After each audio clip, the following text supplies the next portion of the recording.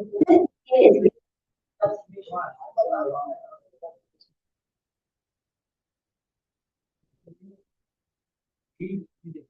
लिए वो period table थोड़ा खोल के उसमें से करेंगे। अच्छा ठीक है, मेरे पास इसमें वही आप सकते हैं, वीडियो में क्लिक करोगे, वीडियो खोलो, दिखा वीडियो में दिखाएगा लेकिन स्क्रीन शेयर नहीं होगा। वीडियो आप मुझे वीडियो ओपन करोगे, ये करनी नहीं पड़ेगी आपको।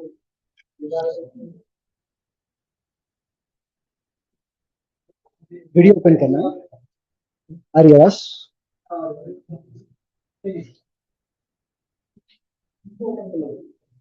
सब लोग वीडियो ओपन कर लीजिए। ऑनलाइन क्लासेस में जो स्टूडेंट सुन रहे हैं, open the video everyone.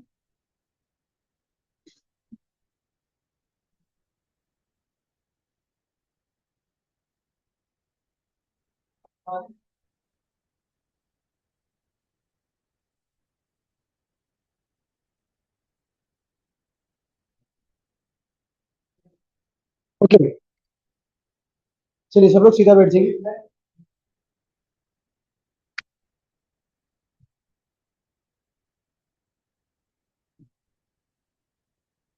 Okay, so starting में दो ग्रुप्स की हम ऑलरेडी बात कर रहे हैं, right. The first group elements are called as alkali metals, right? The first group elements are called as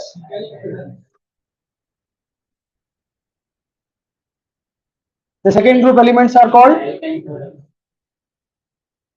alkali earth metals. Okay, and from third group to, we can say from zinc, हाँ बोलिए 12th group तक, from third to 12th तक क्या बोलेंगे हम उसको? Metalloids बोलेंगे या फिर ट्रांसमिटेड एलिमेंट्स। क्या बोलेंगे? मेटालॉइड्स या फिर transmitted elements. Excuse me, sir. Yes. Can you explain from the beginning, sir? I don't know which topic you are doing right now. I'm online. Now we are doing modern periodic table, the classification of modern periodic table, which was proposed by H.J. Moseley. Okay. Okay, and initially we have studied groups and period concept. Group and period. Okay, so what is group and what is period? First understand this, what is group and what is period. So this vertical lines are said to be as groups. ठीक है, सबको समझ में आ रहा है, right? ये vertical lines की जो आपको दिख रहे हैं कॉलम्स, ये वर्टिकल कॉलम्स, इन सबको क्या बोला जाएगा? बोलिए ग्रुप्स, यानी कि up to down, from hydrogen to Fr, ठीक है, फ्रॉम बेरिलियम टू Ra, ठीक है। ये जो स्ट्रेट आपको जो लाइंस दिख रहे हैं, वर्टिकल लाइंस को हम क्या बोलेंगे? वर्टिकल कॉलम्स को ग्रुप्स, एंड ये हॉरिजॉन्टल लाइंस को हम क्या बोलेंगे? बोलिए पीरियड्स बोलिए। Is that clear everyone? And how many groups we have? 18 groups. ठीक है, we have 18 groups in modern periodic table and 7 period, right? 7 periods and 18 groups. So first group elements are said to be as alkalic metals, ठीक है, and the second group elements are said to be as alkalic earth metals. Okay, and the middle from third to 12 elements, ठीक है, from third से लेके 12, from third to 12 groups, ठीक है, third से लेके 12 तक के ग्रुप के एलिमेंट्स को हम क्या बोलेंगे? बोलिए मेटालॉइड्स या फिर ट्रांसमिटेड एलिमेंट्स। अब जरा थोड़ा यहाँ पर कंसंट्रेशन से सुनिए। 13th एलिमेंट या 13th ग्रुप, ठीक है, 13 ग्रुप से थोड़ा जैसे हर किसी की फैमिलीज है अपनी। First we have boron family. 13 group elements को हम क्या बोलेंगे? बोलिए boron family, 13 group. Then 14th group के एलिमेंट्स को हम बोलेंगे कार्बन फैमिली, ठीक है, 14 group elements are called as carbon family, and 15 group elements are said to be as nitrogen family. ये तीनों तक families बोलेंगे, कहां से? Boron, carbon, nitrogen. From boron, carbon, nitrogen, यहां पर families है, ठीक है। कौन कौन से? For boron we have boron family, carbon we have carbon family, and nitrogen we have nitrogen family. लेकिन oxygen, fluorine, neon, oxygen, fluorine and neon, ये 3 एलिमेंट्स के जो ग्रुप है, स्टार्टिंग ग्रुप जो दिख रहे हैं आपको, ऑक्सीजन के ग्रुप का नाम है शैल्कोजन फैमिली। ऑक्सीजन ग्रुप क्या? ऑक्सीजन के ग्रुप का नाम क्या है? बोलिए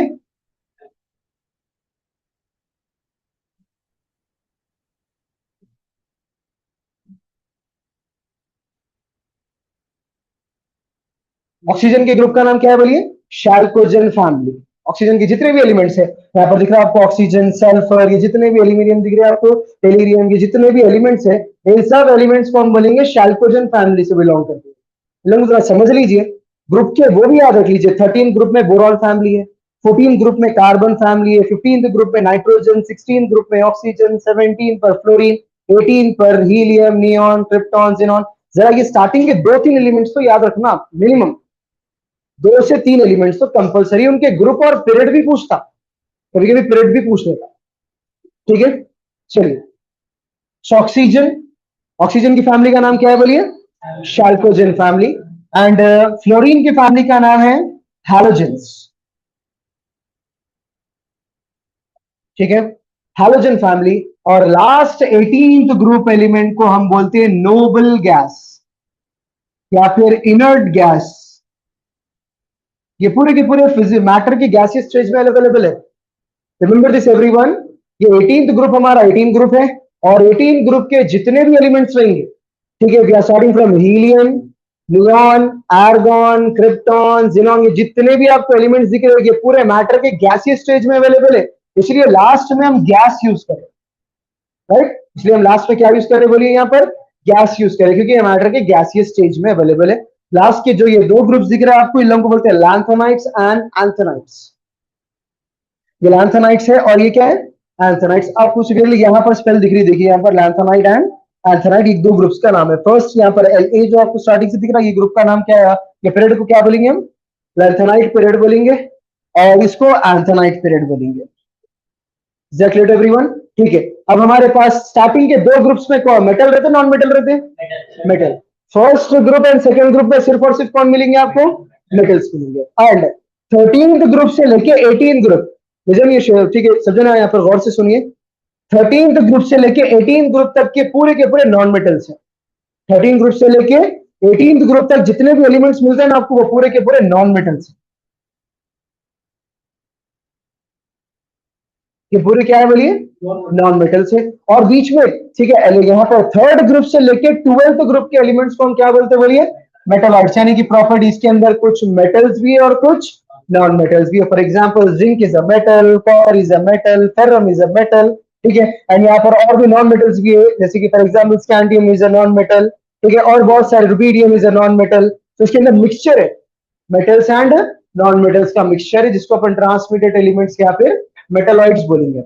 ठीक है, हियर वी हैव स्टार्टिंग के 2 ग्रुप्स में सिर्फ मेटल्स पाए जाते हैं। फ्रॉम 13 टू 18 ग्रुप यहां पर सिर्फ और सिर्फ नॉन मेटल एलिमेंट्स मिलते हैं आपको। 13 to 18 first and second group में सिर्फ और सिर्फ metals. From 13 to 18 non metals, and from 3rd to 12 metalloids. Is that clear to everyone?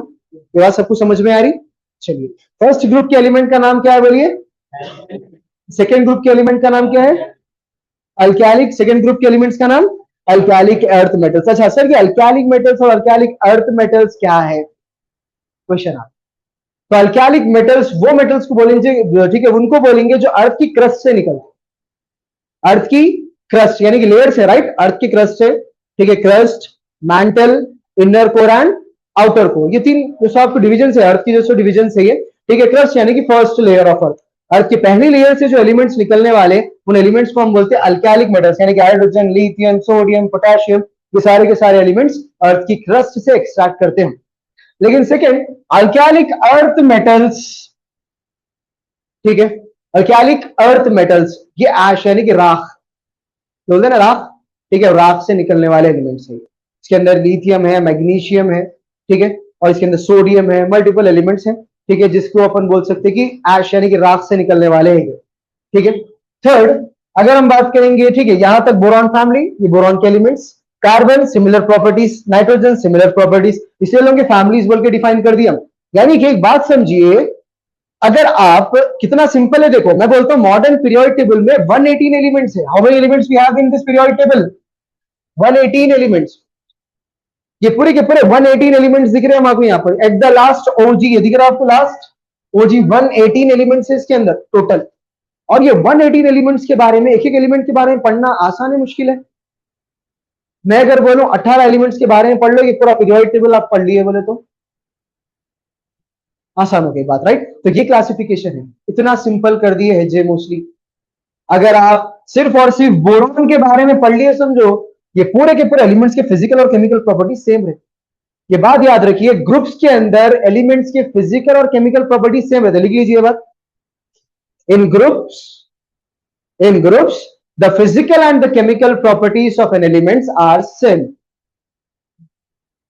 या फिर सिमिलर लिख सकते हैं आप ग्रुप के अंदर, यानी कि ये जो physical and chemical both in groups the physical and the chemical properties of an element are similar. सब जने लिखिए, ये जो ग्रुप आपको दिख रहा है ऊपर से नीचे की तरफ लाइन में, यानी कि बोरॉन से लेके, ठीक है, बी से लेके ईएस। अगर आप पढ़ लिए सिर्फ बोरॉन के बारे में, कि पूरे के पूरे एलिमेंट्स के बारे में पढ़ लिए जैसा, अगर पढ़ लिया आप कार्बन के बारे में, पूरों की प्रॉपर्टी सिमिलर, नाइट्रोजन के बारे में, इसकी पूरी फैमिली के बारे में वही रहता, ऑक्सीजन के बारे में पढ़ लो, यानी कि ये सबके लिए एप्लीकेबल है। यानी कि ग्रुप्स के अंदर एलिमेंट के फिजिकल और केमिकल प्रॉपर्टीज क्या है, सेम है लेकिन सिमिलर है, ठीक है। अगर मैं बात करूं पीरियड के अंदर, पीरियड यानी कि this horizontal line, horizontal line from lithium, beryllium, boron, carbon, nitrogen, oxygen, fluorine, neon, ये जो आपको दिख रहा हॉरिजॉन्टल लाइन जो आपको दिख रही, ये हॉरिजॉन्टल लाइन में एक एलिमेंट दूसरे एलिमेंट से अपने फिजिकल प्रॉपर्टीज जैसे जाएंगे वो डिसिमिलर नहीं। ग्रुप के अंदर same physical chemical property, period के अंदर चेंज, पीरियड के अंदर चेंज। यानी कि अगर बात करूं मैं हाइड्रोजन, हीलियम, लिथियम, बेरिलियम, इसमें से कोई भी सीक्वेंशियल ऑर्डर में अगर हम पीरियड वाइज जा रहे एलिमेंट्स को देखते हुए, तो किसी की भी फिजिकल और केमिकल प्रॉपर्टी सेम नहीं रहती। Is that clear to everyone? सबको समझ में आ रही है यहां तक बात? ग्रुप के अंदर एलिमेंट्स के फिजिकल केमिकल प्रॉपर्टी सेम है, पीरियड के अंदर चेंज है। फर्स्ट ग्रुप के एलिमेंट्स को अल्कैलिक मेटल्स बोला जाता, सेकेंड ग्रुप के एलिमेंट्स को अल्कैलिक अर्थ मेटल्स बोला जाता। From 3 to 12, from group number 3 to group number 12, जितने भी एलिमेंट्स आपको दिख रहे ग्रुप्स के अंदर, उन सबको मेटलॉइड्स या फिर ट्रांसमिटेड एलिमेंट्स बोला जाता। और 13 ग्रुप से लेके 18 ग्रुप तक के एलिमेंट्स के ग्रुप के नेम्स थोड़े अलग अलग, ठीक है। बोरॉन के लिए बोरॉन फैमिली, कार्बन के लिए कार्बन फैमिली, नाइट्रोजन के लिए nitrogen family. But when we are coming with oxygen, oxygen family का नाम क्या है बोलिए? शैल्कोजन। इसकी वजह भी क्या है मैं वो भी बोलता हूं, शैल्कोजन क्यों बोला जाता है इसको, ठीक है, क्योंकि ये मेटलर्जी यानी कि जो जमीन से निकलता ना, गोल्ड निकलता, आयरन निकलता, कॉपर, एल्यूमिनियम, पूरे मेटल कहां से निकलते? जमीन में से निकलते, राइट। तो ये जो जमीन के अंदर से जो मेटल निकलते हैं, उनके साथ लग के जो इंप्योरिटी की तरह मिलते हैं, वो ऑक्सीजन फैमिली के एलिमेंट्स, दैट्स इट। इसलिए लोगों को नाम दिया शैल्कोजन। एज ए इंप्योरिटी मेटल के साथ जो लगे हुए रहते ये एलिमेंट्स है जो जमीन में रहते, ठीक है। आयरन को जमीन से आप निकाल रहे, ठीक है, जमीन से आयरन को जब आप निकालते, लोहे को जब निकाला जाता, ठीक है, तो उसके साथ ऑक्सीजन फैमिली के एलिमेंट्स दिखते हुए मिलते आपको। नॉट ओनली फॉर आयरन, कोई भी मेटल अर्थ की क्रस्ट से एक्सट्रैक्ट हो रहा, ठीक है, तो वहां पर आपको सिर्फ और सिर्फ शैल्कोजन फैमिली के एलिमेंट्स ज्यादातर देखने को मिले। इसलिए शैल्कोजन बोला जाता। नेक्स्ट हैलोजन, फ्लोरीन के ग्रुप को क्या बोलेंगे हम? हैलोजन। हैलोजन क्यों बोला जाता सर इसको? बोलते हो halogen are the highly reactive elements. लिख लीजिए, हैलोजन लिख के उसके नीचे लिख लीजिए, halogen are the highly reactive elements. Halogen are the, yes, Halogen is the highly reactive elements. Halogen groups are the highly reactive elements. अब जितने भी ग्रुप्स आपको मिल रही है, ग्रुप के अंदर जितने भी एलिमेंट्स मिल रहे हैं, फ्लोरीन, क्रोमीन, ब्रोमीन, आयोडीन, ये जितने भी मिल रहे हैं ना आपको एलिमेंट्स, ये पूरे के पूरे हाईली रिएक्टिव रहेंगे, ठीक है। After radioactive elements, halogens are the highly reactive elements in this periodic table. ये पीरियोडिक टेबल में halogen second highly reactive elements, इसे लोगों को हैलोजेंस बोला जाता है, ठीक है। एट द लास्ट हमारा 18th group, elements that are noble gas, noble या इनर्ट, ठीक है। इन लोगों का कोई एक भी बॉन्ड नहीं देखते आप, ठीक है। From starting to helium to last ओजी, ये पूरे के पूरे पहले तो गैसियस स्टेज में अवेलेबल है। ये कौन से स्टेज में अवेलेबल है? मैटर के गैसियस स्टेज में अवेलेबल है। सेकेंड, दूसरी बात जो इनके बारे में याद रखना है वो ये है कि ये पूरा का पूरा जो ग्रुप आपको दिख रहा, ये पूरा का पूरा ग्रुप किसी एक के साथ भी बॉन्ड नहीं बनाता, किसी के साथ बॉन्ड नहीं बनाते। नोबल, नोबल है ये लोग, बॉन्ड बनाने की जरूरत ही नहीं है, ऑलरेडी ऑक्टेट रूल फॉलो करे हुए बाय नेचर, ठीक है। कुदरती ये लोग स्टेबल है, बाय नेचर ये गैसेस क्या है बोलिए? स्टेबल है, इसीलिए लोगों को नोबल या इनर्ट गैसेस बोला जाता। अभी कुछ डाउट है तो पूछो पीरियोडिक टेबल में। सबको यहां तक क्लियर है periodic table? Groups ji, Yes, yes. Sir, it's a global stable and it is related to which gas? Noble gas. Every gas from helium to OG.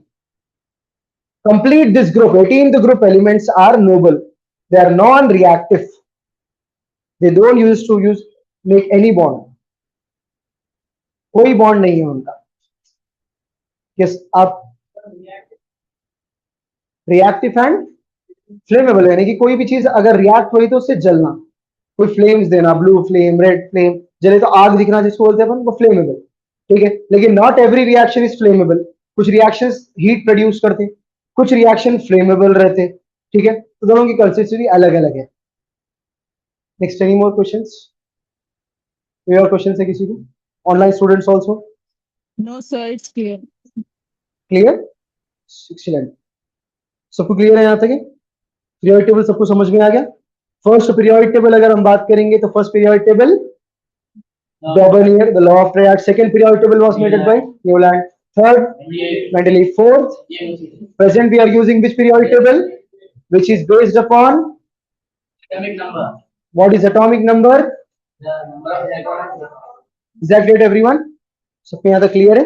चलिए.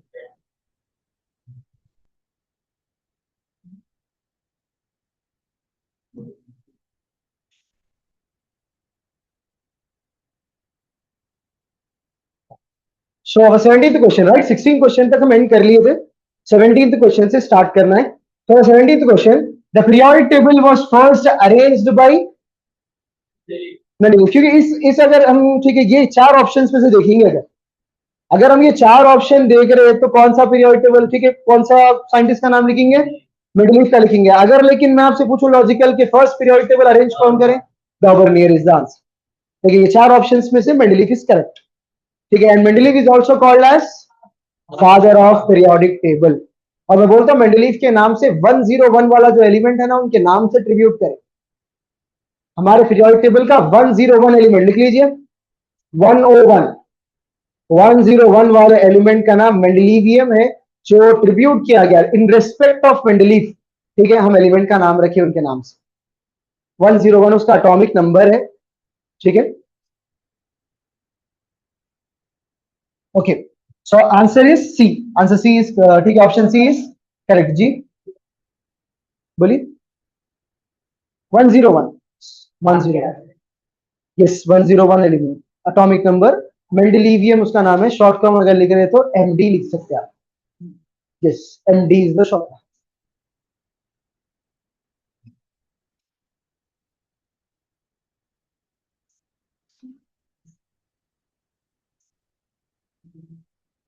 ओके, so पीरियोडिक टेबल के basis पर question आया. Which of the following is an alkalic metals. अच्छा, alkalic metals के first category कौन सा group है? Alkalic metal first group. और फर्स्ट ग्रुप में कौन कौन से एलिमेंट्स थे? इन लोगों में से देख लेंगे. इन लोगों में से बस हाइड्रोजन. नेक्स्ट, एल्यूमिनियम था? नहीं, नहीं, लिथियम भी नहीं था. नहीं, जब बोलिए मेरे को, हाइड्रोजन था. नेक्स्ट लिथियम था. उसके बाद बोलिए sodium. The third is beryllium. Second group का फर्स्ट एलिमेंट है. बेरिलियम सेकेंड ग्रुप का फर्स्ट एलिमेंट है. आप क्या करना, लिख लीजिए कौन कौन से ग्रुप के एलिमेंट्स का नाम याद रखना है. 2 से 3 अल्कैलिक मेटल्स के ग्रुप के 2 से 3 एलिमेंट्स का नाम याद रखना है. अल्कैलिक अर्थ मेटल्स के 2 से 3 एलिमेंट्स के नाम याद रखना है. सीधे आ जाइए उसके बाद फिर chalcogen, oxygen family, 16th group element. 16th group elements के 2 से 3 एलिमेंट्स के नाम याद रखिए. उसके बाद आ जाइए सीधे हैलोजेंस. हैलोजेंस के भी 2 से 3. और 17th group element alkalic metals, alkalic earth metals, chalcogen, halogen, noble gas. ये 5. तो लोगों के कम से कम 3 एलिमेंट्स तो याद रखिए आप, और लोगों के ग्रुप नेम्स भी याद रखिए. ओके, फर्स्ट लिखिए. फर्स्ट ग्रुप में hydrogen, lithium, sodium. Hydrogen then? Hydrogen, lithium and sodium, first group elements.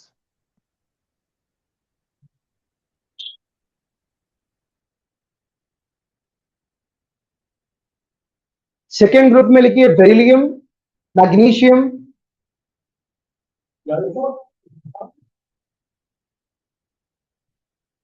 लिखिए बेरिलियम, मैग्नीशियम, पोटेशियम। लोग शॉर्टकट भी लिख सकते हैं आप, B E for beryllium, M G for magnesium, K for potassium.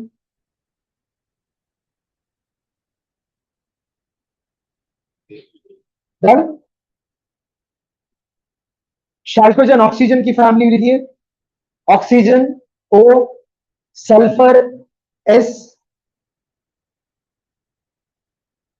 Oxygen O, sulphur S.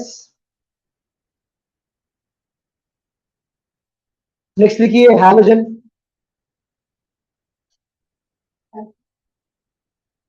Yes. Next लिखिए halogen. अच्छा लोग ग्रुप नंबर्स भी लिख रहे हैं ना आप लोग, 1 फॉर अल्कैलिक मेटल्स 1, अल्कैलिक अर्थ मेटल्स 2, उसके बाद सीधा में कौन सा बोला आपको, शैल्कोजन 16th ग्रुप, राइट। 16 लिखिए उसके ऊपर, और शैल्कोजन 16th group. 17 halogen, 17th group elements halogen. First is fluorine, F, fluorine F, Cl chlorine, it's bromine Br, fluorine, chlorine, bromine, iodine. चार भी लिखे काफी है, ज्यादा हेलोजेंस के पूछा जाता। Fluorine, chlorine, bromine, iodine. Iodine को आई लिख दो अगर शॉर्ट फॉर्म में, IODINE spelling, but short form I लिख लीजिए आयोडीन के लिए। Next last our 18th group elements noble gas, our 18th group elements noble gas। सबसे पहले लिखिए हीलियम,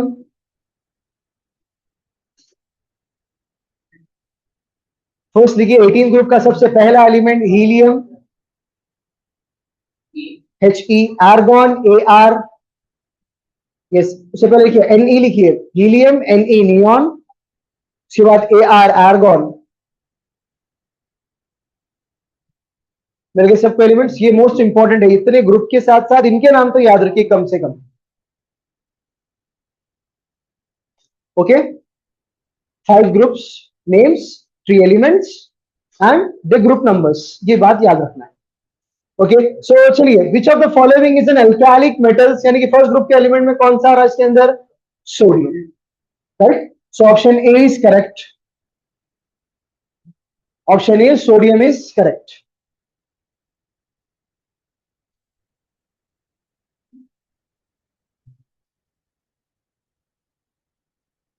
चलिए, coming to 19th question, okay, very simple and very easy. The boiling point of water at standard pressure is 100 degrees.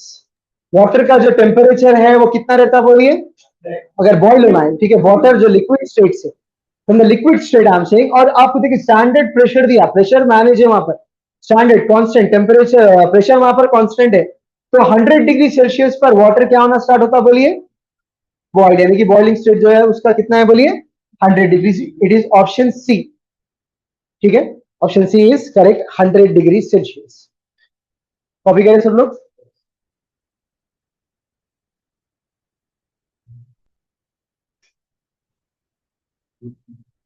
Okay, which process converts liquid into gas, कल बात करें हम, yes very good, evaporation.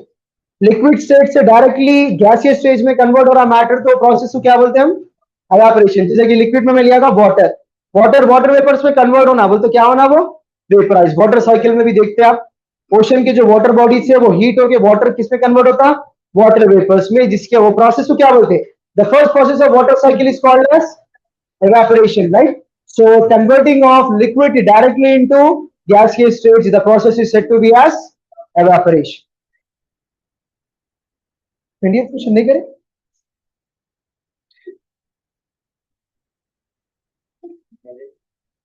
okay, okay, very simple.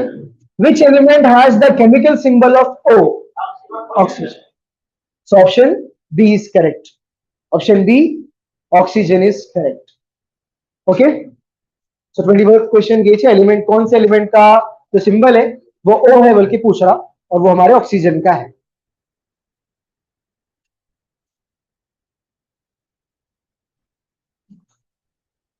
So oxygen is the correct answer B. और gold, gold के लिए क्या use होता होगा? A U. And for silver, हाँ बोलिए, बराबर है, ए जी इज द. ठीक है. For mercury, H G. For mercury उसका सिंबल, थोड़े जनों का अलग अलग सिंबल है. सोडियम देखिए, सोडियम की स्पेलिंग SODIUM है, लेकिन उसका केमिकल फॉर्मूला Na लिखते हैं. पोटेशियम पी से स्टार्ट होता है, लेकिन उसका केमिकल फॉर्मूला K लिखते हैं. राइट. तो थोड़ी ये चीजों को जरा देखिए. So option B is correct, oxygen.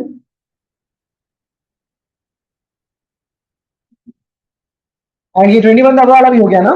Which process converts liquid into gas?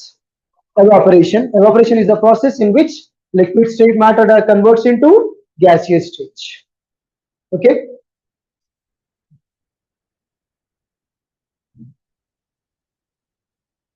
Okay, ये तो मैं अभी अभी स्टार्टिंग इंट्रोडक्शन में भी बोला था. राइट.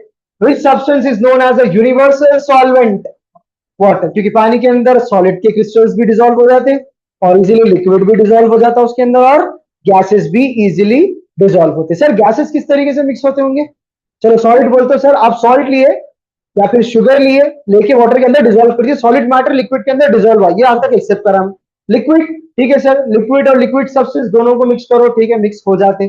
लेकिन गैस किस तरीके से मिक्स होती होंगी लिक्विड के साथ? ठीक है. लेकिन how liquid mix with gas mix with liquids, water के कैसा मिक्स होती है? सोचो अगर गैसियस स्टेज का ऑक्सीजन वाटर के साथ डिसॉल्व नहीं करता तो एक्वाटिक एनिमल सर्वाइव करते थे होंगे. समझ में आ रही है बात? तो ये बात समझना जरूरी है कि वाटर गैसियस स्टेज में भी डिसॉल्व होता है कुछ सब्सटेंस के लिए, not for every gas. Her gas water के अंदर डिसॉल्व नहीं होती, लेकिन इसको यूनिवर्सल सॉल्वेंट का लक़ब दे दिए, टाइटल दे दिए वाटर को यूनिवर्सल सॉल्वेंट, बहुत सारी चीजों को डिसॉल्व कर सकता है. ठीक है. So the question, which substance is known as the universal solvent? So option B is correct, that is water. Question simple दिख रहा है ना, बेसिक बोले तो. ओके. सो मेनली ये बात सबको मालूम है, करंट अफेयर भी यही है आपका. The main gas responsible for global warming, carbon dioxide gas. Yes, carbon dioxide gas mainly responsible है ग्लोबल वार्मिंग के लिए. ठीक है. किस तरीके से अर्थ के सरफेस का टेम्परेचर राइज हो रहा, ठीक है, और जो ये क्लाइमेट चेंज होना, ठीक है, गर्मा का मौसम है, गर्मियों का मौसम में अचानक से बारिश हो जाना, या बारिशों के मौसम बहुत देर देर से आना, सीजनल अनबैलेंस जो हो रहा, ठीक है, जो हीट आप देख रहे हैं कि जो अनवांटेड हीट जो महसूस हो रही है आपको समर्स में, ग्लोबल वार्मिंग, अर्थ की जो सरफेस है वो हीट हो रहा, और उसी फिनोमेना को आप जैसे एक्सप्लेन करने के लिए कंसेप्ट जिसको ग्लोबल वार्मिंग बोला जाता. और ग्लोबल वार्मिंग कौन सी गैस की वजह से सबसे ज्यादा हो रहा? ऐसा नहीं कार्बन डाइऑक्साइड नहीं, unbalance of green house gases. ये ग्रीन हाउस गैसेस के अनबैलेंस की वजह से, ठीक है, हो रहा क्या, अर्थ के टेम्परेचर राइज होते जा रहा, लेकिन जिसमें सबसे बड़ा कंट्रीब्यूशन है कार्बन डाइऑक्साइड का. आप सोचो कार्बन डाइऑक्साइड क्यों होगा? हम परसों भी बात करें, एटमॉस्फेयर में सबसे ज्यादा कौन सी गैस अवेलेबल है? नाइट्रोजन. Very good. कितने परसेंट बोला था भाई? 70. Very good. ठीक है. 78, 72 जितना भी अप्रोक्सीमेट आप बोल रहे हैं. ठीक है. अगर इतनी सारी गैस नाइट्रोजन है सर, तो इतने कार्बन डाइऑक्साइड कितना होगा उसके अंदर? इतने सारे कार्बन डाइऑक्साइड बढ़ने से ग्लोबल वार्मिंग हो रही क्या? लेकिन अगर मैं बोलूं पॉसिबल है, हो रहा तो कैसा? ये जो फॉसिल फ्यूल आप बर्न कर रहे, petrol, diesel, coal for making of electricity, nuclear power plant जो huge amount of coke use कर रहे हैं, कोयला, ठीक है, जिसको thermal power plants, thermal electricity बनाने के लिए यूज किया जाता. हमारा इंडिया थर्मल पावर प्लांट्स के ऊपर ही डिपेंडेबल इलेक्ट्रिसिटी के लिए. कितना large amount of carbon dioxide liberate हो रहा होगा कोल जलने की वजह से, जिसकी वजह से आप बोलते हैं कि ग्रीन हाउस गैसेस में अनबैलेंस हो रहा, जिससे ऑक्सीजन का रेट कम हो जा रहा, कार्बन डाइऑक्साइड की अवेलेबिलिटी बढ़ जा रही. और देखो आप, deforestation is also one current affair, जिसकी वजह से ग्लोबल वार्मिंग बढ़ रहा. ठीक है. जिसकी वजह से कार्बन डाइऑक्साइड की क्वांटिटी ज्यादा हो जा रही, ऑक्सीजन की कम हो जा रही. बहुत सारे रीजन है, लेकिन मेजर कौन सी गैस प्रमोट कर रही ग्लोबल वार्मिंग? Carbon dioxide. ठीक है. चलिए, unbalance of green house gases. Okay, which element is widely used in fertilizers? Fertilizers किसको बोलते हैं मालूम आपको? What are fertilizers? Pesticides, insecticides, ठीक है, यूरिया, वेरी गुड, यूरिया ही चाहिए सोर्स। देखते ना हर खेत में यूरिया यूज होता, हर खेत में यूरिया यूज होता, और यूरिया का कॉमन, ठीक है, कॉमन जो यूरिया डाला जाता वो नाइट्रोजन का एलिमेंट रहता उसका। कौन सा एलिमेंट रहता है बोलिए? नाइट्रोजन। तो which element is use as? Neon दिया, नियॉन इज अ स्टेबल, अपन पढ़े अभी अभी 18 ग्रुप का एलिमेंट है नियॉन, ठीक है, helium, argon, neon, krypton, xenon, ये पूरे 18 ग्रुप के एलिमेंट्स हैं हमारे। मैं भी बोल रहा हूं, उन लोगों का तो वही बॉन्ड रहता ही नहीं। और वो मैटर के कौन से स्टेट में अवेलेबल है 18 ग्रुप के एलिमेंट्स? गैसीय स्टेट, गैसीय, तो हम उसको यूज नहीं कर सकते, ठीक है। तो बी तो ऑप्शन है ही नहीं। हीलियम भी दिया, हीलियम भी कौन सी गैस है? नोबल गैस, ठीक है, वेरी गुड। आर्गॉन भी दिया, आर्गॉन भी कौन सी गैस है? Noble gas. तीनों के कोई बॉन्ड्स ही नहीं बनते, बचा कौन सा? Nitrogen. So nitrogen option A is correct. और नाइट्रोजन प्लांट्स के लिए बहुत ज्यादा एसेंशियल भी है, तो डायरेक्टली एनवायरमेंट से ऑब्जर्व नहीं करते वो लोग, और कम अमाउंट है जो नाइट्रोजन ऑब्जर्व करते प्लांट्स, ठीक है। ये बात जरा याद रखिए, एग्रीकल्चर के लिए जो मोस्टली यूज होता, ठीक है। अमाइनो एसिड्स के बारे में सुने आप लोग? Amino acids, ammonia, amino acids, protein का सबसे जो, हाँ ठीक है, प्रोटीन का जो सबसे बेस सोर्स है वो अमाइनो एसिड, यानी कि नाइट्रोजन और हाइड्रोजन के बॉन्ड्स है। हमारे मसल्स जो ग्रो अप होते, ठीक है, प्रोटीन, वे प्रोटीन में आप देखे होंगे अमाइनो एसिड प्रेजेंट रहते, सुने होंगे आप ना, whey protein is consist of amino acids, ठीक है। तो क्या अमाइनो एसिड्स नाइट्रोजन और हाइड्रोजन के बॉन्ड्स है, तो इतना इंपॉर्टेंट है नाइट्रोजन हमारे लिए, इसको अपन कंज्यूम करते हैं डेली डाइट से हमारे, ठीक है।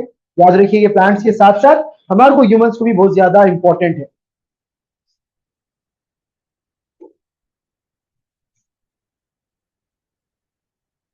Okay okay okay, question is which of the following is a compound? What are compounds? कल हम बात करे थे, व्हाट आर कंपाउंड्स, एलिमेंट्स किसको बोलते बोला था मैं? दो से ज्यादा एलिमेंट, एटम्स, यानी कि दो एटम से ज्यादा अगर रहे तो उसको क्या बोलते हैं हम? कंपाउंड्स, या फिर ठीक है मॉलिक्यूल बोलते बोल के बोला था। तो ऑप्शंस देखेंगे, विच of the following is compound बोल के पूछ रहा। ऑक्सीजन, ऑक्सीजन क्या है बोलिए? मॉलिक्यूल है या ऑक्सीजन क्या है? नोबल गैस एलिमेंट है, नोबल गैस नहीं होता भाई ऑक्सीजन, ठीक है। ऑक्सीजन एलिमेंट है जो कि, अच्छा मेटल है नॉन मेटल है ऑक्सीजन? नॉन मेटल, क्योंकि कौन से ग्रुप में आ रहा वो?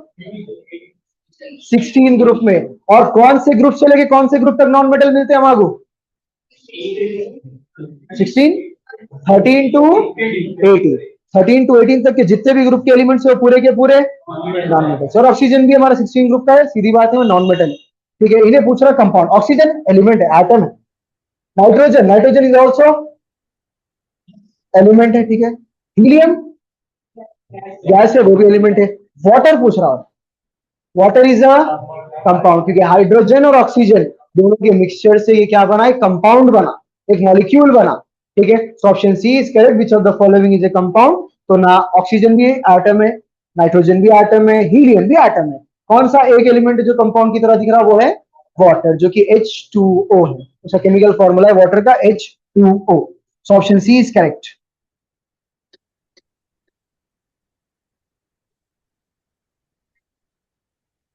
ओके, अभी अभी बोला हमें मॉडर्न पीरियोडिक टेबल में कितने एलिमेंट्स हैं?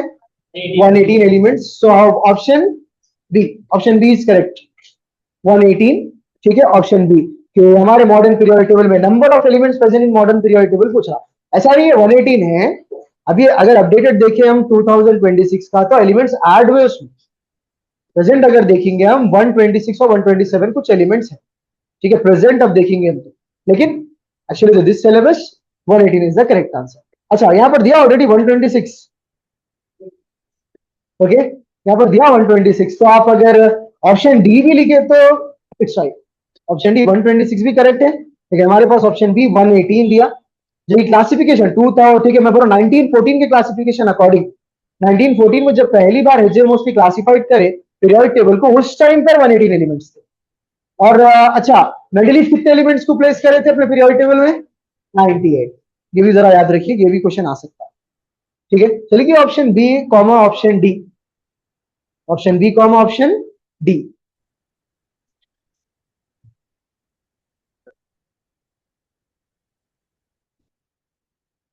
Okay, which of the following is a chemical change? अच्छा, अभी भी बोला था मैं, फिजिकल चेंज और केमिकल चेंज में डिफरेंस क्या है? How you can differentiate chemical change and physical change? Visibly, visibly change दिख रहा तो हम क्या बोलेंगे? फिजिकल। और इसका एग्जांपल क्या दिया था मैं? Water and food colour, very good. Chemical change, salt and water, यानी कि दिखने में चेंज नहीं दिखता लेकिन इंटरनली चेंज होता। तो यहाँ पर देखिए रिएक्शन केमिकल चेंज पूछ रहा, ठीक है। विच of the following is a chemical change, यानी कि अंदर के वाले मामला क्या होना, चेंज हो जाना, टोटली चेंज हो जाना। First example, melting of ice is a reaction, melting of ice is not a reaction. Boiling water is not a reaction. Burning of wood, लकड़ी फ्यूल है, जलाते आप कौन सी गैस लिबरेट करती, कार्बन डाइऑक्साइड गैस। कौन सी गैस लिबरेट हुई बोलिए, carbon dioxide gas. And cutting of paper, ये तो कुछ रीजन ही नहीं बना। So option C burning of wood is the correct answer according to this. Which gas will liberate when wood be burn, ठीक है, when we burn wood, carbon dioxide gas. ठीक है, बात याद रखिए। ठीक है, आप जला रहे अगर लकड़ी, कोयला, कोक यानी कि कोक, चारकोल, एनिमल एश, ठीक है, इन सबको बर्न करने के बाद जो गैस लिबरेट होती वो carbon dioxide gas, it's CO2। Sir नाम लिख लीजिए, कार्बन डाइऑक्साइड का फॉर्मूला CO2।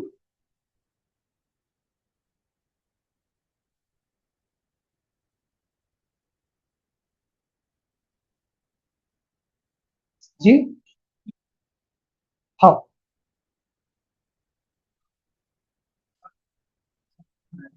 ओके। CO2 भी वैसे छोड़ा, one carbon two oxygen, it's also a molecule, it's also a compound. ठीक है, अगर एक ही एलिमेंट रहा समझो तो उसको आप एलिमेंट तो ही बोल लो, एटम तो ही बोल लो, एक ही बात है। लेकिन अगर एक से ज्यादा अगर हो गया तो मॉलिक्यूल या फिर कंपाउंड बोलेंगे हम उसको। ठीक है, ये बात ध्यान में रखिए। Okay, the main compound of natural gas is, natural gas जो आजकल बायोडिग्रेडेबल गैसेस बन रहे हैं, ठीक है, काउ डंग, एनिमल, ठीक है, वेस्टेजेस से, या फिर जितने भी dry wet wastages, wet wastages को क्या करें, बहुत लंबे टाइम तक ये धूप में रखते हैं, जिसकी वजह से एक नेचुरल गैस वहां से उन सब चीजों से डिकम्पोज होने के बाद निकलती है। ठीक है, स्पेशली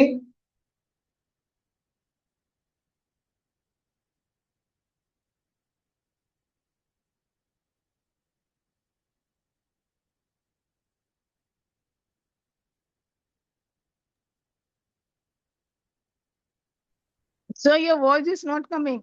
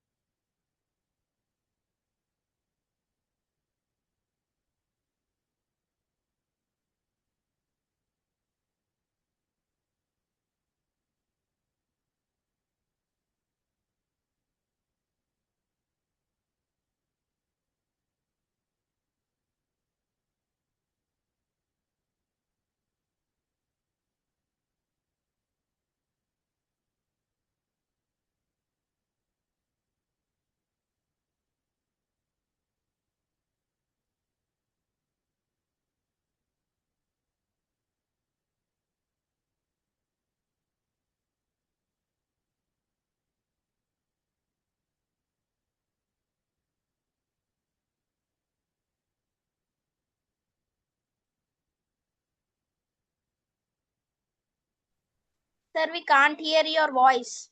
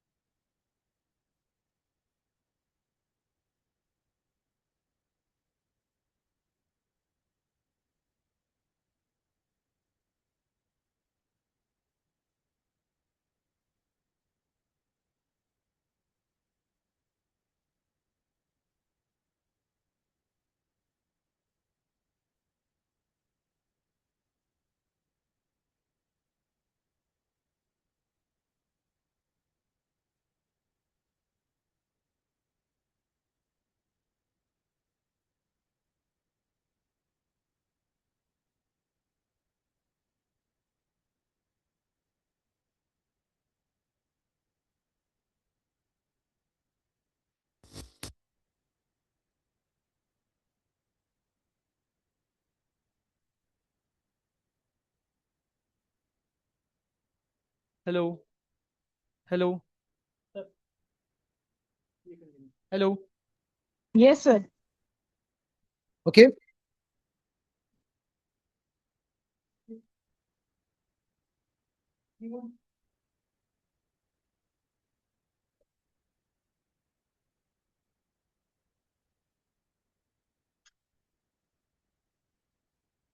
इसको बात करना है आपको okay so the main compound of natural gas is methane कौन सी गैस है बोलिए वो मीथेन उसका मैं फॉर्मूला लिखा दूंगा यहां पर check very good it's CH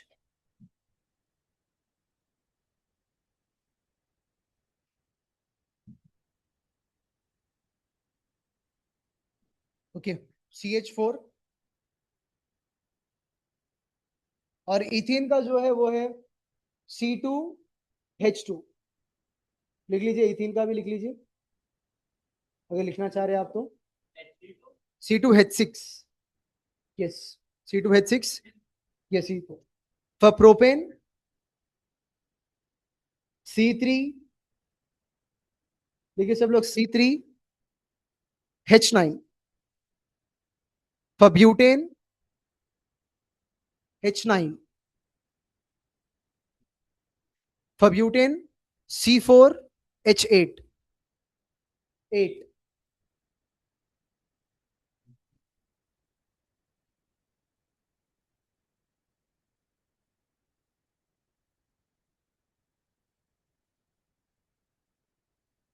okay our 29th question which element is essential for respiration oxygen so option B oxygen we respire ठीक है अगर अच्छा इसमें रेस्पिरेशन के लिए किसका रेस्पिरेशन वो नहीं पूछा फॉर प्लांट्स फॉर ह्यूमंस ठीक है अगर देखा गया यहाँ पर कार्बन दिया सिर्फ कार्बन डाइऑक्साइड देता तो ठीक है बोल सकते थे लेकिन एलिमेंट पूछ रहा तो एलिमेंट में अगर आप देखिए क्वेश्चन को थोड़ा अच्छा समझना डायरेक्टली अपन ऑक्सीजन बोल के नहीं बोल सकते ठीक है वहां पर किसका पूछा ह्यूमंस प्लांट्स ठीक है वहां पे मेंशन अगर नहीं रहा ऑक्सीजन इज द आंसर ठीक है so option B oxygen is the correct answer ठीक है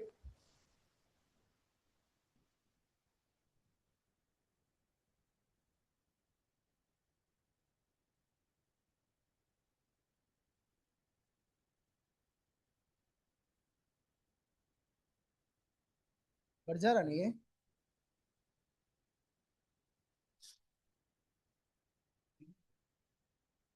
थोड़ा बुट्स ना को रहा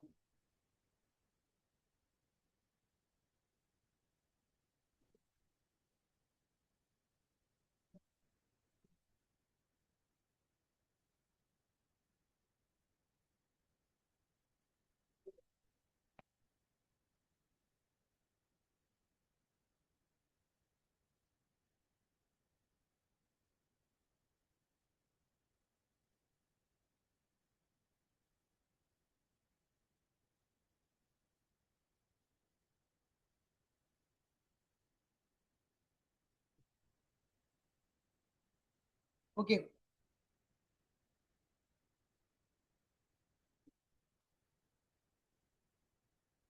right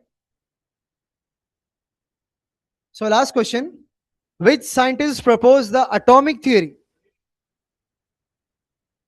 29th yes oxygen which gas is essential for the respiration right yes tha na question oxygen is required for the respiration process 30th question which scientist proposed the atomic theory कौन से scientist बोलने वाले Dalton Newton Einstein and option इसमें A आना चाहिए Dalton बोले theory and Thomson okay option A is correct ठीक है जो कि अच्छा थॉमसन दिया यहाँ पर अब मैं आपको स्टार्टिंग बोलता हूँ पहली बार जो एटॉमिक स्ट्रक्चर जो डिराइव करे या एटॉमिक स्ट्रक्चर जो पहली बार एक्सप्लेन करे उनका नाम था जे थॉमसन तो लिख लीजिए ये भी बात वहां पे सिर्फ थॉमसन दिया इसीलिए शायद मेंशन नहीं है लेकिन फर्स्ट एटॉमिक थ्योरी जो एक्सप्लेन करे ठीक है उनका नाम था J Thomson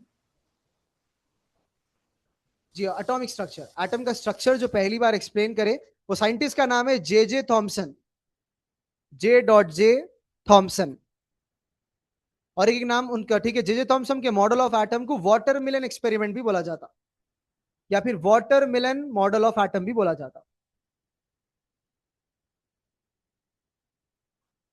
watermelon model of atom.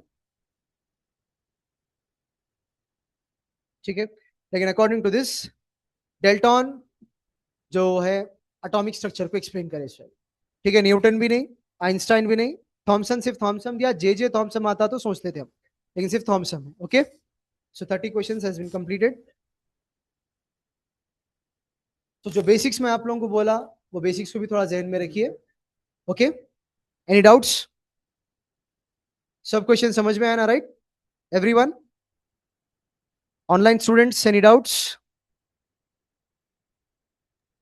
No, sir. Clear?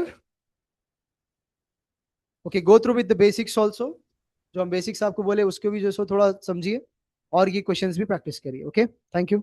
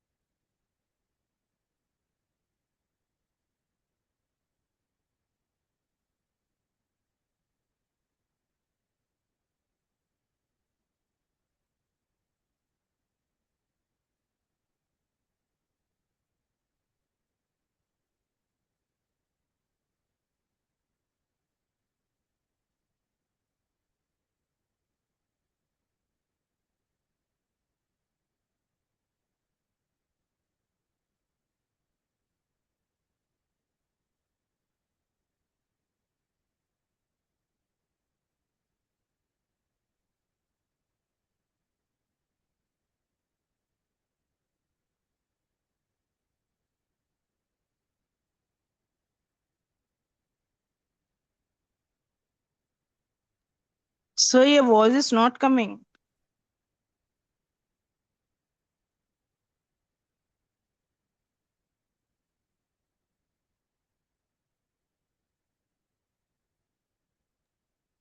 Sir, please, your voice is not coming, sir.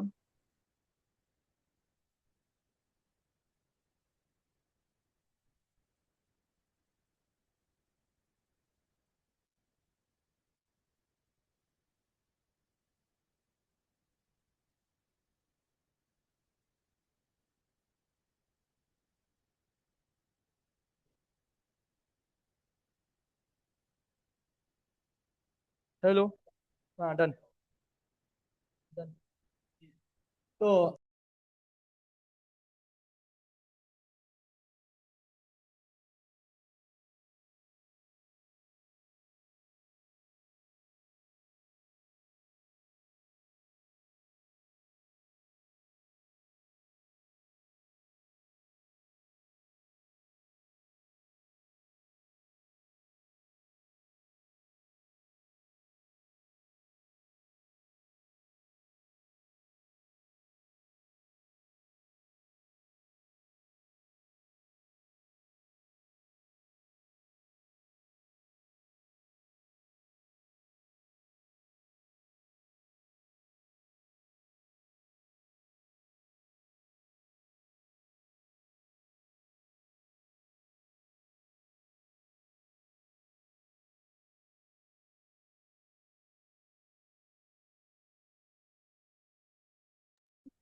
Sir, your voice is not coming again.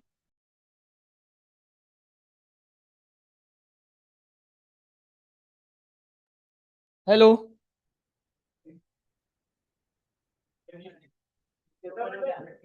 Hello ला कुव्वता इल्ला बिल्लाह केमिस्ट्री आ गया फिर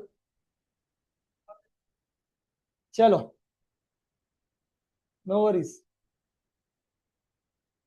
ठीक है आर्टिकल 22 खासकर जैसा कि प्यूनिटिव डिटेंशन बल्कि सुजात सर ने पढ़ाया था क्या रहता प्यूनिटिव डिटेंशन मैं समझा दो प्यूनिटिव डिटेंशन पहले मैं थोड़ा ऐसा लेके आ रहा हूँ समझिए प्यूनिटिव डिटेंशन मतलब क्या रहता है ये चीज समझिए खासकर ये कब लागू होता मालूम इलेक्शंस के टाइम पे खासकर ये इलेक्शंस के टाइम पे होता जो कोई जिस किसी से है ना एक इलेक्शंस के टाइम पे या एक अच्छे सा माहौल चल रहा अपनी सोसाइटी में एक अच्छी सी एक ठंडी सी हवा चल रही लेकिन वो टाइम पे थोड़ा क्या होता रॉडी शीटर्स थोड़े बदमाश और थोड़े है ना क्या बोलते हैं जहन जिसका है ना थोड़ा क्रिमिनल रहता वो लोग क्या करते सोसाइटी को है ना खराब करते कैसा खराब करते सोसाइटी को वो टाइम पे वो लोग है ना दंगे फसादा करते खासकर जैसा कि है ना जैसा प्रेसिडेंट रूल हो गया आपके पास और सेक्शन 144 लग गया तो वो टाइम पे क्या होता आप लोग एक साथ गैदर नहीं होना रहता तो वो टाइम पे क्या करते लोग है ना प्रोटेस्टों के नाम पे क्या करते अपन है ना गलत इंटेंशन से लोगों को तकलीफा देते तो वो टाइम पे क्या करती पुलिस उठा के लेके चले जाती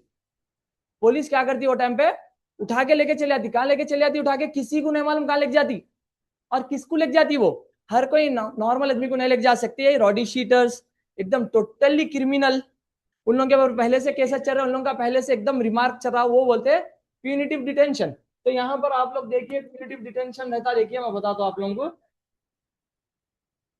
हाँ हो आर्टिकल 22 पे बात कर बन लो मैं बताता हूँ आप लोगों को यहाँ पर एक प्यूनिटिव डिटेंशन के बारे में बात करा देखिए इसको खाली डिटेंशन भी बोलते हैं अभी एक चीज समझिए आप लोग अभी एक चीज आप ना ये समझिए अगर एक नॉर्मल आदमी है अगर वो नॉर्मल आदमी को उठा के लेके चले गए समझे एक नॉर्मल आदमी है मैं एक स्टूडेंट हूं मुझे लेके चले गए मेरे फैमिली वालों को नहीं मालूम मैं किधर हूं क्या हूं तो वो बेसिस पे आर्टिकल 22 आप लोग यूज कर सकते इलीगल अरेस्टिंग के बारे में protection against the arrest and detention ये आर्टिकल जब भी वर्क करता क्यों बोले तो ये आर्टिकल प्रूफ करता कि जब कभी आप किसी को भी आप अरेस्ट करो लीगल अरेस्ट करो या इलीगल अरेस्ट करो आपका काम ये है कि आप इंफॉर्म करना विद इन 24 आवर्स वहां का मजिस्ट्रेट रहते उनको लग जाके आप बोलना कि मैं इनको अरेस्ट करा हर पुलिस वाले का काम रहता है हर पुलिस वाले का अगर पुलिस वाला अगर बगैर एफआईआर के अगर आपको अरेस्ट करे अगर एफआईआर के भी अगर साथ अगर आपको अरेस्ट करे तब भी आपको लग जाके मजिस्ट्रेट के पास रिप्रेजेंट करना पड़ता विद इन 24 आवर्स बस जगह देखिए 124 खासकर क्या करते 144 लगे हुआ उठा के ले जाके पूरों को फंक्शन हॉल में एक साथ बिठा देते, तो जाके वो टेम्पल ना जज को पहले इन्फॉर्म कर देते कि साहब हम लोग इतने बच्चों को लिए हुए हैं, हम लोग इन लोगों को थोड़ा हम लोग काउंसिलिंग वगैरह करेंगे, 12 आवर्स इन लोगों को वेट करेंगे करके एक तरीके से छोड़ेंगे। तो ये आर्टिकल जब वर्क करता तो याद रखिए आर्टिकल 22। और अपने को कितना याद रखना है, बस आप लोग ध्यान में ये याद रखिए, सिर्फ आप लोगों को क्या पूछता, क्वेश्चन कैसा पूछता, protection against the arrest and the detention, बस आप लोगों को इतना पूछता, ये कौन से आर्टिकल में आता। अब ये पूछता कि article 14 say that the protection against the arrest and the detention बोल के पूछा, इज इट ट्रू, समझ रहे हैं नहीं। और एल्स है ना, अभी कैसा पूछता हूं आप लोगों को, protection against arrest and detention, one is article 22, second is article 34, third is article 2 and fourth is article 5। तो कौन सा सही है, आर्टिकल 22। तो यही होता, यही आर्टिकल पूछते।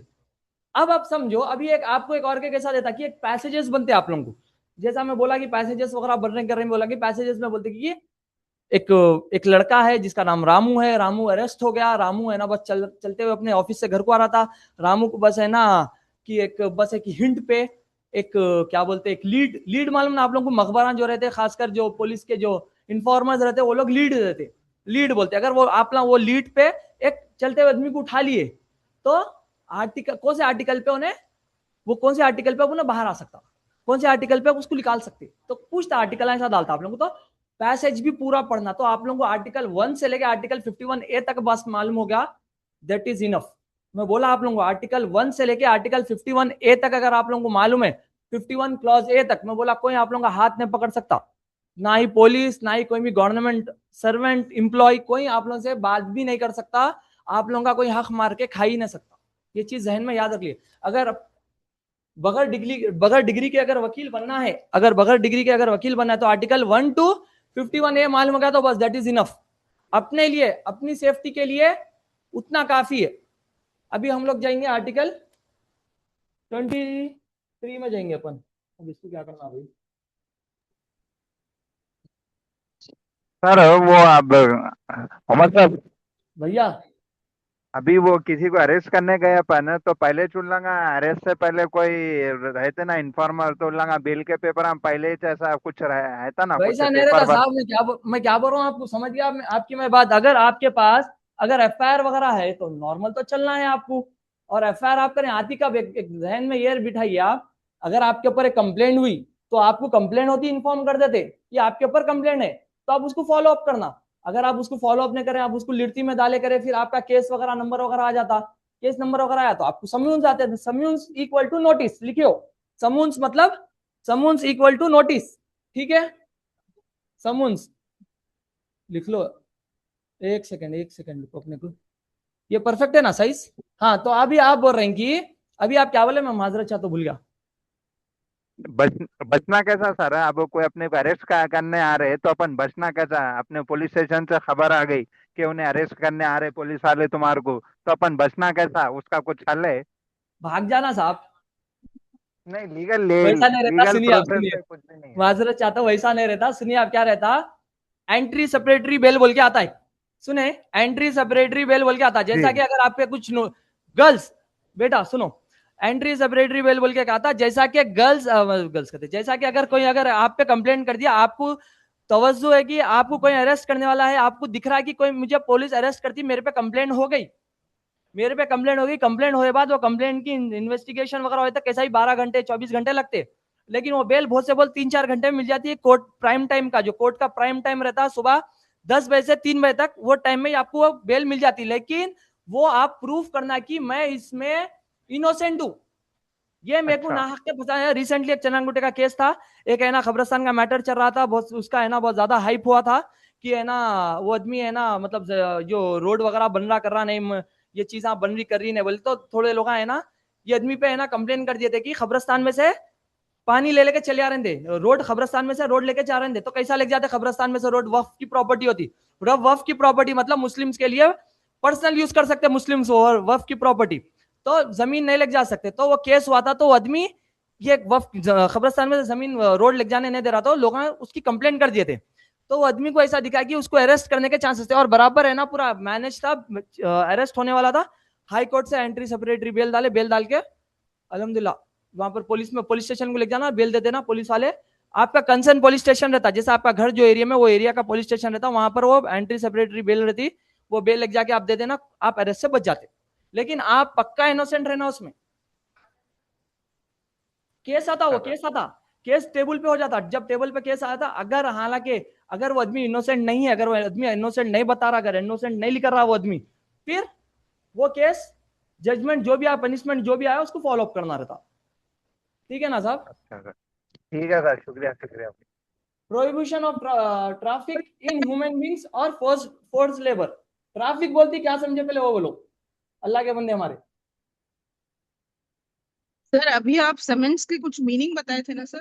नोटिस, नोटिस को बोलते, कोर्ट से नोटिस डायरेक्ट, क्या ही तुम आपको बोलते हो, नोटिस ना बोलते, समन्स ही बोलते। तो कोर्ट से जो कुछ भी आती है वो नोटिस नहीं रहती, वो समन्स रहती। ट्रैफिक का मतलब बोलो। नहीं नहीं, कौन बोले हो? हट जाओ, नहीं। दूसरे, डन, वेरी गुड। अब इतने डाउन टू अर्थ रहना अपन, यकीन मानो मत मानो, इतने डाउन टू अर्थ रहना अपन। ह्यूमन ट्रैफिकिंग कुछ बोलते हैं, ट्रैफिक बोलते, क्यों बोलते हो? लॉ में लैटिन वर्ड्स यूज होते हैं, और लॉ में साइंटिफिक नेम पूरा टोटल लैटिन वर्ड्स यूज होते हैं लॉ में।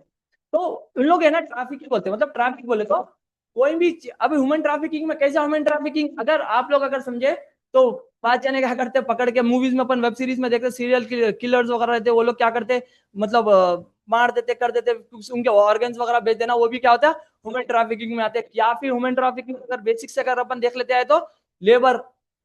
अब मैं किसी को पकड़ के ले जाके मैं जुल्म करा रहा हूँ, बस लेबर ही करा रहा हूँ, 1 रुपया भी चार्ज नहीं दे रहा हूँ, पैसे नहीं दे रहा हूँ, बस करते रहना, वहीं रहना, ना खाना दे रहा हूँ, ना पीना दे रहा हूँ, ना पैसे दे रहा हूँ, वो भी क्या हो गया, ह्यूमन ट्रैफिकिंग हो गई। और एक क्या होती है ह्यूमन ट्रैफिकिंग, आपको खासकर है ना ले जाके है ना, ये स्टेट से वो स्टेट में ले जाके है ना, बच्चों को बेच देते, बच्चियों को बेच देते, वो भी ह्यूमन ट्रैफिकिंग में आती। फोर्स लेबर ये भी हो गया, देखो आपको कि है ना, पकड़ के है ना, क्या बोलते हैं, अपनी हमाली कराना, फ्री की हमाली कराना, फोर्स लेबर। ये अपने किस में आता, आर्टिकल 23 में आता। अब आर्टिकल 23 में prohibition of trafficking in human beings and force labour, ठीक है। Article 23 prohibit trafficking in human beings, force labour, वही हो गया, other similar forms other violation of the previous so and so punishable law, ठीक है, वही हो गया। अभी एक चीज ये समझिए आप, ह्यूमन ट्रैफिकिंग का केस कैसा रहता, किस में आता, क्रिमिनल में आता। ह्यूमन ट्रैफिकिंग का केस बहुत एकदम हाइप वाला केस रहता, क्यों बोले तो ह्यूमन ट्रैफिकिंग का केस कॉन्स्टिट्यूशन लॉ में आता। अभी अपन क्या पढ़ रहे हैं, कॉन्स्टिट्यूशन ही पढ़ रहे हैं। मैंने क्या बोला था, कॉन्स्टिट्यूशन लॉ के क्या रहता, पूरा केसेस बहुत हाई प्रोफाइल केसेस रहते, बहुत ज्यादा चार्ज करते एडवोकेट्स, और इसके केसेस सिर्फ और सिर्फ हाई कोर्ट और सुप्रीम कोर्ट में होते। लिखिए, कॉन्स्टिट्यूशन के केसेस कहां होते, हाई कोर्ट और सुप्रीम कोर्ट में ही होते बस।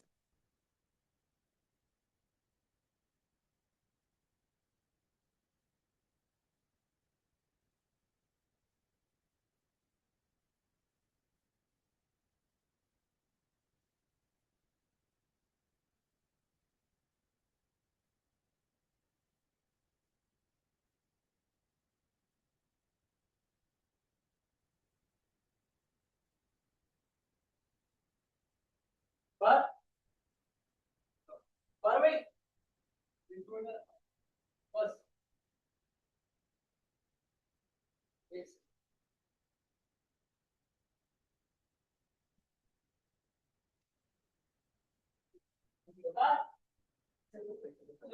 अभी देखिए आप एक यहाँ पर पॉइंट देखिए, पहले के टाइम पे क्या होता, प्रीवियस क्या होता था, प्रीवियस क्या होता था, एक चीज जहन में ये रखिए, प्रीवियस क्या होता था, खासकर है ना, एक एक है ना, अभी प्रेजेंट है ना, कास्ट की एक पूरी लिस्ट आती। मैं रिसेंटली एक आप लोगों के स्टूडेंट्स है, उनके फादर डीआरडीएल में रहते हैं। हेलो जब्बार, कहाँ है आप?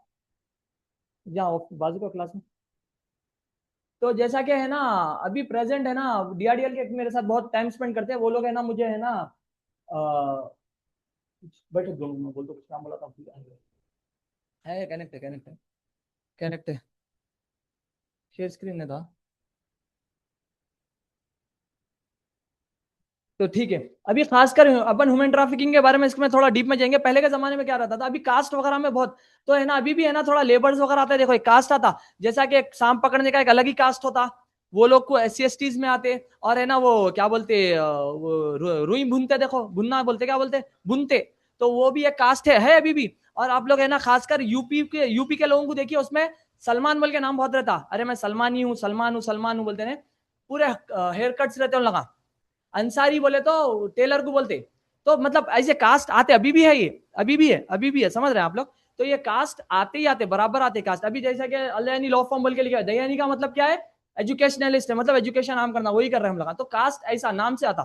तो वो अभी प्रेजेंट ह्यूमन ट्रैफिकिंग में अगर नहीं भाई तू लेबर की कास्ट का ही है, तू चल तू लेबर का ही काम करना, वैसा नहीं कर सकते। देखिए based on religion, caste, race और क्लास, समझ रहे हैं आप। अगर पढ़ा लिखा नहीं है तू लेबर का ही काम करना, नहीं, उसकी मर्जी है, आप किसी बात। अभी समझो एक रोड पे एक आदमी चल रहा है, या उन्हें लेबर का काम है, उन्हें उसकी मर्जी नहीं है, उन्हें काम नहीं करना चाह रहे, पकड़ के ले जाके अगर काम करे तो ह्यूमन ट्रैफिकिंग होती है। अपने खासकर अपने यहाँ पर अपने ये अपने हैदराबाद में करते कि कैसा काम नहीं करता तू, मैं तेरे को चार्ज कर रहा हूँ ना, तुझ करना। और एक है ना, अभी कोई अगर आ गया समझो, अगर कुछ काम कर रहा अपने पास, उन्हें अभी नहीं आ रहा, तो अपन लोग खासकर होता कि है ना ले लेके आ जाते, लेके आके है ना करना ही करना काम। ह्यूमन ट्रैफिकिंग का केस होता, कॉन्स्टिट्यूशन केस होता, ये बहुत लंबा केस जाता।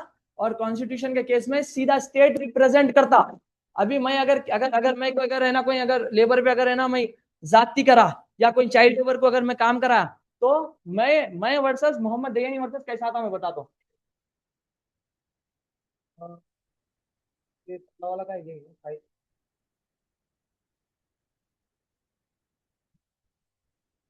Mohammad Dayani versus state of TG, ऐसी आता केस, केस ऐसी आता। तो स्टेट रिप्रेजेंट करता केस को सीधा। तो ये हाई कोर्ट में, अगर ये केस हाई कोर्ट का अगर सुप्रीम कोर्ट में चले गया समझो, तब भी सुप्रीम कोर्ट में अगर हाई कोर्ट में केस का जजमेंट आ गया, अगर जज का जजमेंट अगर अपन खुश नहीं है वो जजमेंट से, तो अपन अपील हाई कोर्ट के बाद सीधा सुप्रीम कोर्ट में कर दें। सुप्रीम कोर्ट के बाद अपन कहीं भी नहीं कर सकते अपील, याद रख लो। और सुप्रीम कोर्ट में ऐसा नहीं रहता कि जजमेंट नहीं मिलता, बराबर मिलता। सुप्रीम कोर्ट का जो एडवोकेट रहते, जजेस रहते, बहुत कैपेबल रहते, बहुत स्ट्रगल करके आते, उन लोगों ज्यादा नॉलेज रहती। अगर एक अच्छे वकील बनना है तो जज की उतनी नॉलेज रखना, देखो बड़े भाई, एक अच्छा वकील बनना है तो जज की उतनी नॉलेज बनना है करना है। अगर एक अच्छे स्टूडेंट बनना है लॉ के, तो एक एडवोकेट की उतनी नॉलेज रखना अपन, ठीक है। अब अपन है ना ये अपना हो गया। तो आर्टिकल 23 याद रखना, आर्टिकल 23 क्या है, इतना लिख लो, article 23 prohibition of traffic in human beings and force labour, लिखिए इतना क्विक। सर वो ये सुप्रीम कोर्ट में कोई अपना कोई ऐसा वो थोड़े लोग इंटरनेशनल कोर्ट में भी करते ना सर, अगर करते उसका क्या रहता इंटरनेशनल, सर? इंटरनेशनल कोर्ट में क्या रहता मालूम? आपका नाम क्या है साहब? आपका नाम मैं भूल गया, माजरत चाहता हूँ। यही है सर। यही साहब, इंटरनेशनल कोर्ट में कैसा रहता मालूम? अभी सुप्रीम कोर्ट में जाना है समझो अगर अपने को लड़ने, तो एक 3-4 करोड़ रुपए रख लेना सीधा। मैं बता रहा हूँ, मैं खुली खुली बात, आप लोगों को समझना है, 3 से 4 CR अमाउंट लगता। और अगर इंटरनेशनल कोर्ट में जाने तो पूरी बस्ती बेच के जाना पड़ता। क्यों बोले तो इंटरनेशनल कोर्ट में क्या रहता, आप अपील करने के वास्ते पूरी एक सोसाइटी, पूरी एक एरिया अफेक्टेड रहना। जैसा कि इंटरनेशनल कोर्ट में कैसे मैटर्स चल रहे हैं, इसराइल के फलस्तीन के जो मैटर्स चल रहे हैं इंटरनेशनल कोर्ट में चल रहे हैं। इंटरनेशनल कोर्ट में उमर बोल के एक लड़का है, देखिए, जो दिल्ली में जो हाई कोर्ट से उसको बेल भी नहीं मिली थी, उमर खालिद। उमर खालिद का केस जो अभी यूके का एक वो है, देखिए मेयर बना, देखिए मुस्लिम, मुमरानी मुमरानी कुछ नाम है। उन क्या करा, थोड़ा इंटरेस्ट बता के उसका जो सॉलिसिटर है वो सॉलिसिटर को हायर करके इंटरनेशनल कोर्ट में केस डाल सकते हैं। इंटरनेशनल कोर्ट में अगर केस डालना है तो अगर अपने पास पैसे नहीं है तो अपने पास एक बैरिस्टर रहना जो इंटरनेशनल कोर्ट में प्रैक्टिस करते हुए रहना प्रेजेंट। और इंटरनेशनल कोर्ट में केस डालना क्या बेसिस पे डालते हैं, एक पूरी की पूरी कम्युनिटी, जैसा कि एक सिखों का जब इंदिरा गांधी की वजह से जब चल रहा था, तो इंटरनेशनल कोर्ट में केस डाले थे सिखा पूरे कि हमारा ये हमारा इस देश को इसका अलग करो बोल के। इंटरनेशनल कोर्ट रहता है। इंटरनेशनल कोर्ट कैसे मैटर देखता मालूम? ये पूरी बाबरी मस्जिद का डाल सकते हैं अपन सर? भाई बाबरी मस्जिद का क्या रहता मालूम? एक एक उतना उतना नहीं नहीं, सुनिए सुनिए सुनिए सुनिए, बाबरी मस्जिद का अगर डाले तो अपना इंडिया ये बोलता कि बाबरी मस्जिद का मैटर आपका इंडिया का मैटर है, सुप्रीम कोर्ट हैंडल करना, ही रिलीजियस मैटर है, सुप्रीम कोर्ट हैंडल करना। समझ रहे हैं आप? डाल सकते साहब, लेकिन कौन लेंगे कौन करेंगे, वो लंबा कंधा रहता। और वो खत्म हो गया, मैटर वगैरह हो गया, बन गया, कुछ भी नहीं कर सकता। उसके पीछे अब जहन मत रखो कोई भी, अब मूव ऑन करेंगे अपन, ये चीज जहन रखो। हमारे भी तकलीफ है, आपको भी तकलीफ है, सबको तकलीफ है, छोड़ो उसको। लेकिन ये 24 यही है।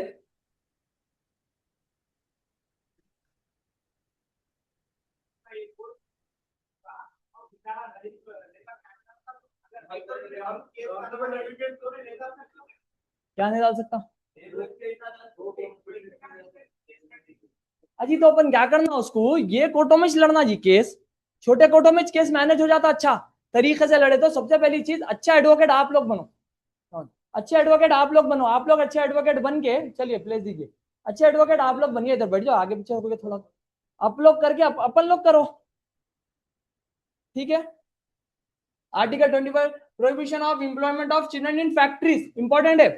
खासकर आप लोग ये देखे होंगे कि है ना, कभी कभार मार्केट में अगर आप लोग के शॉप्स वगैरह है, कुछ बिजनेस वगैरह है, तो हम लोग का फर्म है मेन मार्केट में, तो वो टाइम पे क्या होता है मालूम है, once in a year child labour के है ना ऑर्गेनाइजेशन से लोग आते और चेक करते, सर्वे करते कि कोई बच्चा यहाँ पर काम कर रहा क्या, बच्चे की एज क्या रहना है, 14 साल के अंदर नहीं रहना बच्चा, 14 इयर्स के अंदर नहीं रहना, और 18 प्लस के अगर अंदर रहा बच्चा तो कैसा रहना, 18 प्लस के अंदर अगर बच्चा रहा तो पार्ट टाइम वर्क कर सकता आफ्टर 14, 2 घंटे 4 घंटे काम कर सकता after the 14 years, 14 to 18 years. अगर बिलो 14 इयर्स कोई भी दिख गया या 14 इयर्स भी कोई भी दिख गया तो बच्चे को सीधा लेके जाते, बच्चे को रिहैब सेंटर में डालते और वो शॉप वालों को सीधा सीधा चालान लगाते और उसके माँ बाप के ऊपर सीधा सीधा केस बुक करते, उनके माँ बाप के ऊपर सीधा सीधा केस बुक करते। तो देखिए article age below 14 years in factories, देखिए कौन से खासकर जैसा कि है ना ये प्लेसेस रहते, लिखिए ये लिखिए आप फैक्ट्रीज माइंस, और ये पूरे प्लेसेस लिखिए आप। यहाँ पर क्या है मालूम, यहाँ पर फैक्ट्रीज में क्या होता है एकदम है ना कुछ भी चीजें एक्सप्लोड हो जाने के चांसेस है, कुछ भी है ना धूम धड़ाका होने के चांसेस है, तो खासकर यहाँ शॉप्स में भी अलाउ नहीं है, नॉर्मल शॉप्स में भी अलाउ नहीं है। आर्टिकल 24 इंपॉर्टेंट है, चाइल्ड लेबर के ऊपर है पूरा का पूरा, किसके ऊपर है, सीधा सीधा चाइल्ड लेबर के ऊपर है। अभी यहाँ पर कि बहुत सारे देखो 18 अंडर 18 भी है, तो आप लोग भी एज अ पार्ट टाइम ही काम कर सकते, आप लोग कहीं भी फुल टाइम काम नहीं कर सकते। और एज अ एडवोकेट अगर आप लोग एडवोकेट बन गए, तो आप लोग भी पार्ट टाइम ही काम कर सकते, आप लोग फुल टाइम कहीं भी नहीं देते, आपका एनरोलमेंट कैंसिल हो जाता। क्यों एनरोलमेंट कैंसिल हो जाता आपका, अगर आप फुल टाइम अगर आप काम करें तो केसेस कौन लड़ते, बार काउंसिल का लाइसेंस कैंसिल हो जाता, पानी पिलो, बार काउंसिल का लाइसेंस कैंसिल हो जाता। नहीं ना क्यों, अच्छा फॉर्म बोले तो ये फॉर्म वगैरह नाम पे रह सकता आपका, चैम्बर्स वगैरह दूसरी चीज, नहीं नहीं वैसा नहीं रहता। आप एडवोकेट है तो आप कुछ भी है ना गवर्नमेंट फॉर्म्स वगैरह अपने नाम पे कुछ, आप कुछ भी दूसरी चीज लेके ना रख सकते आप। अगर आप प्रैक्टिसिंग एडवोकेट है तो आप प्रिंसिपल भी ना बन सकते, कॉलेज के लॉ कॉलेज के प्रिंसिपल भी ना बन सकते आप, आपको पहले प्रैक्टिस छोड़ना पड़ता फिर आपको प्रिंसिपल बनना पड़ता। क्या बोल रहा हूं मैं आप लोगों को, इतना इंपॉर्टेंट इतना हो रहा था। क्यों, आप लोग कोर्ट में, आपका काम भी कोर्ट है, अगर आप लोग कोर्ट नहीं जा रही तो ये चीज जहन में याद रख लो, हाथी के दांत दिखाने के अलग खाने के अलग। जो एडवोकेट कोर्ट को नहीं जाते अभी प्रेजेंट, मैं बहुत सारे देखता हूँ मैं, अभी अगर अगर अगर है ना एडवोकेट से 10 एडवोकेट है, सिर्फ उसमें से सिर्फ 1 या 2 एडवोकेट प्रैक्टिसिंग फील्ड में रहता, मतलब पूरा खाली डिग्री ले लेके बैठा था, क्या बोलते BBLLB, गाड़ी पे स्टिकर लगा लेते अपने बाइक पे सामने। नौकरी का भी नहीं मिलता, प्रैक्टिसिंग एडवोकेट रहते ही नोटरी मिलता आपको, नोटरी एडवोकेट भी मजाक नहीं है आजकल, नोटरी एडवोकेट लेने के भी आपको प्रैक्टिसिंग एडवोकेट रहना पड़ता है, जहन में ये बात रख के चलिए आप लोग। कोसा नहीं, नोटरी आप प्रैक्टिसिंग एडवोकेट रहना, नोटरी के लिए ग्रीन पेन की साइन रहती है आपकी, इंपॉर्टेंट रहता वो, तो बहुत जगह काम आता। सोहेल सर नोटरी एडवोकेट है, सोहेल सर के पास PhD भी करे हुए, नोटरी एडवोकेट है। अभी हम लोग क्या करेंगे मालूम, कहाँ है 25,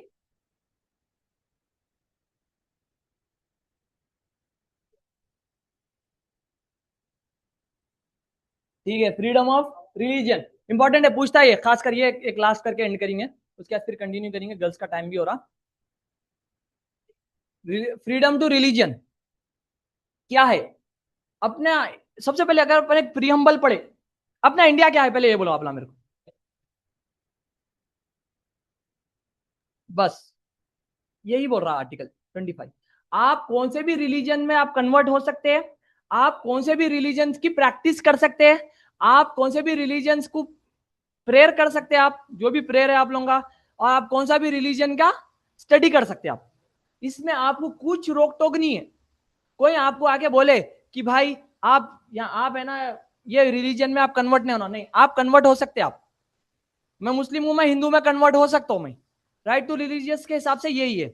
अब मैं बोल रहा हूं आप लोगों को, अभी दूसरी चीज, अभी मुझे है ना, अगर मुझे अभी मुझे नॉलेज गेन करना है, अभी मुझे क्या बोलते हैं क्रिश्चियनिटी के बारे में मुझे मालूम करना है, तो मैं उसके बारे में मालूम कर सकता हूँ, मैं चर्च को जा सकता हूँ, कोई मुझे चर्च को जाने के लिए नहीं रोक सकता, कोई मुझे मंदिर जाने के लिए नहीं रोक सकता, कोई मुझे मस्जिद जाने के लिए नहीं रोक सकता, कोई मुझे नमाज पढ़ने से नहीं रोक सकता, कोई मुझे पूजा करने से नहीं रोक सकता, कोई मुझे प्रेयर करने से नहीं रोक सकता। अगर कोई मुझे अगर रोके तो ये आर्टिकल 25 के तहत मैं उनके ऊपर सूट कर सकता हूं। समझ रहे हैं आप? मैं सूट तो दूसरी चीज है, मैं बोल सकता हूँ कि आर्टिकल 25 है भाई, आप मुझे क्यों रोक रहे? आर्टिकल 25 है, इंडियन कॉन्स्टिट्यूशन, पूरा इंडिया कॉन्स्टिट्यूशन लॉ के ऊपर डिपेंड है। इंडिया कॉन्स्टिट्यूशन लॉ के ऊपर डिपेंड है। अगर कॉन्स्टिट्यूशन लॉ अगर नहीं रहा तो इंडिया रन भी नहीं कर सकता, एक दिन भी नहीं चल सकता, उतने क्लैशेस आ जाते। तो ये कॉन्स्टिट्यूशन के हिसाब से मैं कौन से भी रिलीजन में प्रैक्टिस कर सकता हूं, मैं प्रेयर कर सकता हूं, मैं पैसा दे सकता हूं उसको, मैं फंड कर सकता हूं उनको, नो वरीज। लेकिन कौन सा भी अगर रिलीजन डिपार्टमेंट कोई पार्टी को फंड नहीं कर सकती, कोई गवर्नमेंट ऑर्गेनाइजेशन को फंड नहीं कर सकती। समझ रहे हैं आप लोग? वो लोग अपनी अपनी की कम्युनिटी को फंड कर ले सकते, वो लोग सपोर्ट कर ले सकते, लेकिन वहां से निकल के इलेक्शंस में फंड नहीं कर सकती वो निकल के है ना कोई भी और गवर्नमेंट ऑर्गेनाइजेशन को पैसे देके नहीं नहीं आप क्या करो, ये रजिस्ट्रेशन की बिल्डिंग यहाँ पर बना दो। ये कौन से, ये जो रिलीजियस जो डिपार्टमेंट्स रहते वो लोग फंड नहीं कर सकते। तो ये चीज इंपॉर्टेंट समझ लीजिए आप। कौन से आर्टिकल 22, 23, 24 तीन पढ़ाया ना मैं? 22, 22 से स्टार्ट हो 21, ये चार आज बस है। इंशाल्लाह अपन कल कंटिन्यू करेंगे, बाकी का कल कंटिन्यू करके करेंगे। ठीक है बच्चे, कुछ डाउट्स है आप लोगों को ऑफलाइन या online? No, sir. Online, offline, कुछ डाउट्स है? Online, online students, hello.